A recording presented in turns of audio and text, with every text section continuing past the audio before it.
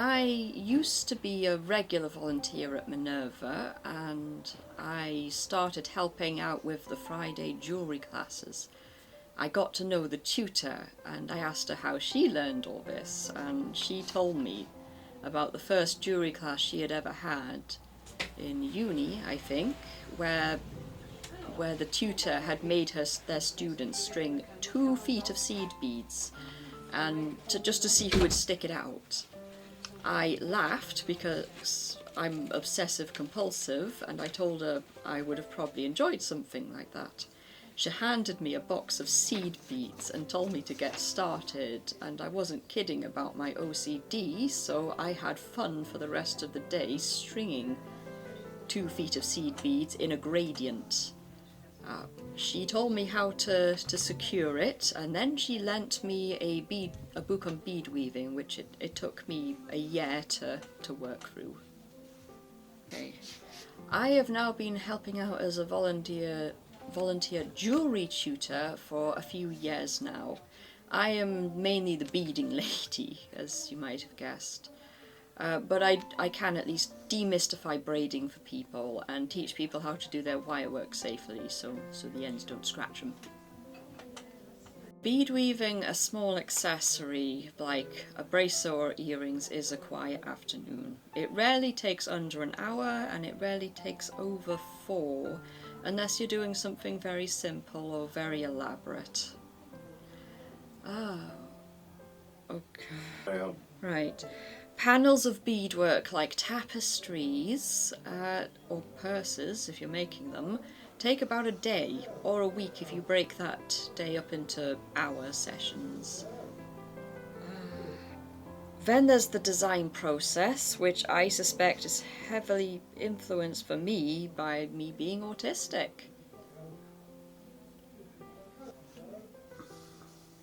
Most of the pieces I make currently are experiments. I learn a technique and I get an idea, and I make a mutant piece of jewellery, and sometimes I don't like it, and then I figure out why I don't like it and I make a new piece. Eventually I get a piece I like, and I've got several mutant pieces, which I think is important to show to the people I'm teaching, because if you just show them perfect pieces as if they've popped out of the air, that's not good for them learning. You got to show them like the raggedy bits where the beads didn't stick, and tell them, look, this is where I sewed this and it didn't work and I figured something else out, because that's design work. If you make something and you're not happy with it and you just stare at it and you figure out why you are unhappy with it and you write that down, you've basically designed a whole new piece of jewellery. And that's your next project.